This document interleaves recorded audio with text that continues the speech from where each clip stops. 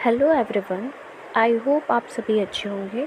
आज के इस सेशन में हम methods of separation in everyday life, तो आइए हम आज के सेशन को स्टार्ट करते हैं।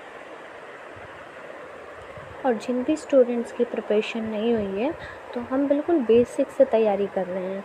आप हमारे साथ जुड़ सकते हैं और अपनी प्रिपरेशन को कर सकते हैं, और आपको सभी वीडियो के लिंक टेलीग्राम चैनल पे अवेलेबल होंगे।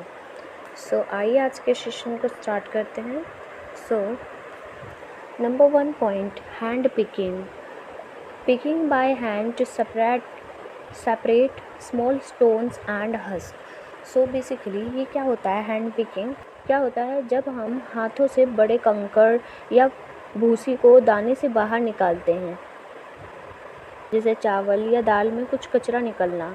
और सेकंड पॉइंट क्या है? Threshing, beating the stalks to separate the grains. इसका मतलब है कि जब गेहूं या चावल के दानों को उनके प्लांट से अलग करने के लिए उनकी पूंछियों को पीटा जाता है। Now student, third point which is winnowing, separating heavier and lighter components of a mixture using wind. So basically जो थर्ड पॉइंट है विनोइंग, सो बेसिकली विनोइंग क्या होता है? जब हम हवा के थ्रू भारी दाने और हल्की भूसी को अलग करते हैं। The fourth point, sieving, allow the fine flour particles to pass through the holes of the sieve। So basically ये क्या होता है? जब हम सीविंग में हम क्या करते हैं, जब हम छानी का यूज़ करते हैं ताकि जो मोटी चीज़ें हैं वो रुक जाएं और बारीक चीज़ें निकल जाएं, जैसे आटा चालना, है ना। Now we discuss. I hope ये पॉइंट्स आपको क्लियर हो गए। आइए आगे के पॉइंट्स को डिस्कस करते हैं। सो स्टूडेंट, ये हमारी बुक में मेंशन है। So what is Sabarmati Ashram famous for? Draw a poster showing Dandi march and discuss why it was organized. So इसको डिस्कस करते हैं, ये क्या है। सो साबरमती आश्रम इस किस चीज़ के लिए फेमस था? Is as the residence of Mahatma Gandhi. So students, Sabarmati Ashram Ahmedabad और गुजरात में। सो ये वो जगह थी जहाँ महात्मा गांधी जी रहते थे जब वो इंडिया की आज़ादी के लिए स्ट्रगल कर रहे थे। यहीं से उन्होंने नॉन वायलेंस, अहिंसा के थ्रू ब्रिटिश रूल के ख़िलाफ़ कई मूवमेंट शुरू किए। सबसे फेमस मूवमेंट था डांडी मार्च। अब डांडी मार्च को समझते हैं। जो डांडी मार्च था वो किसके लिए था? सॉल्ट मार्च इसको कहा जाता है। 1930 में ये हुआ था, ठीक है। ब्रिटिश लोगों ने नमक पर टैक्स लगा दिया था और इंडियन को अपने खुद का सॉल्ट बनाने से भी रोका था, मतलब कि तुम सॉल्ट नहीं बना सकते। गांधी जी ने डिसाइड किया कि वो इस इनजस्टिस के खिलाफ प्रोटेस्ट करेंगे बिना किसी वॉयलेंस के। उन्होंने साबरमती आश्रम से डांडी तक 390 किलोमीटर चलकर लोगों को जगाया। उन्होंने समुंदर के पानी से नमक बनाया, जिससे ब्रिटिश लोग के पीसफुल में विरोध हुआ। क्या सीखने को मिला इससे? हिंसा यानी कि नॉन वायलेंस एक पावरफुल वेपन है। सेकंड पॉइंट हम क्या सीखते हैं कि एक छोटी चीज़ नमक भी बहुत बड़ा आंदोलन बना सकती है। थर्ड कि गांधी जी ने दिखाया कि पीसफुल प्रोटेस्ट भी चेंज ला सकता है। आई होप ये आपको क्लियर हो गए। So now student, we read sedimentation. ये क्या होता है? The process of settling down of heavier insoluble component at the bottom of a liquid। so जो सेडिमेंटेशन होता है, ये क्या होता है? जब किसी लिक्विड जैसे पानी में मिट्टी जैसे हैवी चीज़ें नीचे बैठ जाती हैं तो उस प्रोसेस को सेडिमेंटेशन कहते हैं। अगर एग्जांपल को हम समझते हैं कि अगर हम एक नदी का गंदा पानी अगर हम ग्लास में लेते हैं, ठीक है, तो जब ग्लास में भरते हैं उसको, तो कुछ टाइम बाद मिट्टी जो होती है नीचे बैठ जाती है और ऊपर क्या होता है? पानी पानी आ जाता है। इसको हम क्या बोलते हैं? सेडिमेंटेशन। सो सेकंड पॉइंट है decantation. When the liquid is removed by tilting the vessels is called decantation।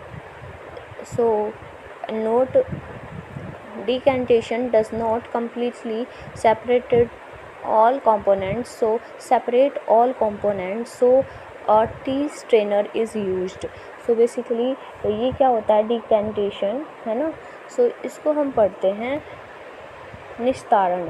सो जब हम ऊपर का साफ पानी धीरे से निकालते हैं, मतलब आपने फर्स्ट में हमने डिस्कस किया था कि जो सैंडिमेंटेशन है उसमें हम क्या कर रहे हैं, उसमें हमने नाली का पानी लिया था और उसमें ग्लास में भरते हैं, तो फिर कुछ टाइम बाद क्या होता है कि मिट्टी जो होती है नीचे बैठ जाती है।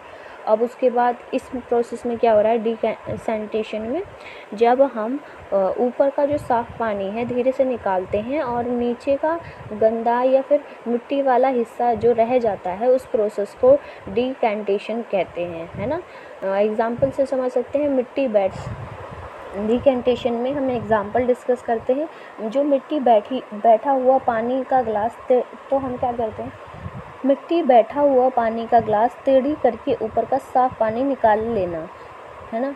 और नोट में हम पढ़ते हैं पूरी तरह अलग नहीं होता है, इसलिए चाय बनाते वक्त हम क्या करते हैं, चाय को टेढ़ी करके निकालते हैं। मतलब जो चाय अगर हम निकालते हैं कप में, तो हम क्या करते हैं, उसको टेढ़ा करके निकालते हैं, पर फिर भी चाय की जो पत्ती होती है वो बच जाती है, इसलिए हम स्ट्रेनर यानी कि चलनी का यूज करते हैं उसको चालने के लिए, निकालने के लिए। Now third point, filtration, the process of separating solid particles from a liquid using a filter. So basically हम क्या कर रहे हैं, फिल्ट्रेशन में जब हम फिल्टर जैसे कि चलनी का यूज़ करके सॉलिड चीज़ों लिक्विड से अलग करते हैं, उसे फिल्ट्रेशन कहते हैं।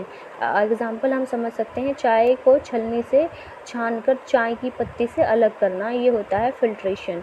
ये बहुत सिंपल है। फिल्ट्रेशन आप समझ सकते हैं कि हमने चाय बनाया है और हमें चाय को मतलब छानकर चाय की पत्ती से अलग करना है ना।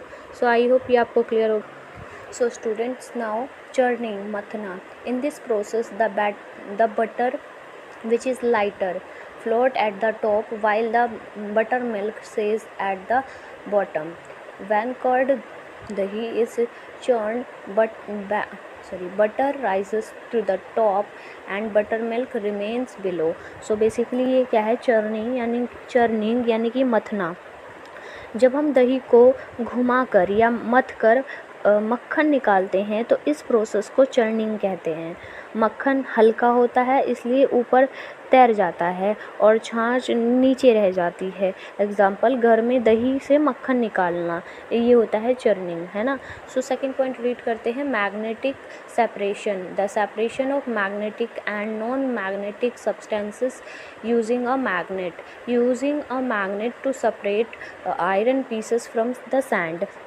सो बेसिकली जो सेकंड पॉइंट है, मैग्नेटिक सेपरेशन, ये क्या है, जब हम मैग्नेट का यूज़ करके किसी मिक्सचर में आयरन का, मैग्नेट सिर्फ मैग्नेटिक चीज़ों को अट्रैक्ट करता है, नॉन मैग्नेटिक को नहीं। एग्जाम्पल, मिट्टी और आयरन के टुकड़ों को मैग्नेट से अलग करना होता है। सो आई होप आपको ये क्लियर हो गया। सो आइए आगे के पॉइंट्स को डिस्कस करते हैं।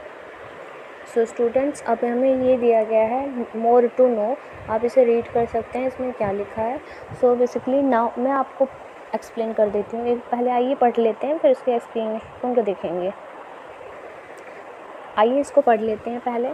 Now a days recyclers use magnet to separate iron articles from a heavy of waste.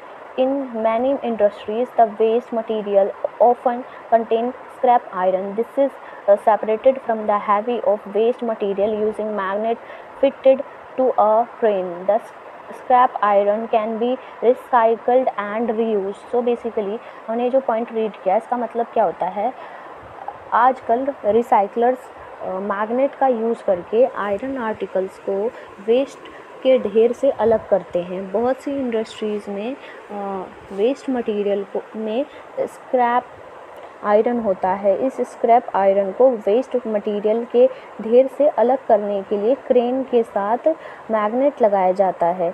जो स्क्रैप आयरन अलग किया जाता है, उससे रिसाइकल करके फिर से इस्तेमाल किया जाता है। This process help in separating and reusing iron from the waste material. So जो हमने ये डिस्कस किया, आई होप ये आपको क्लियर है।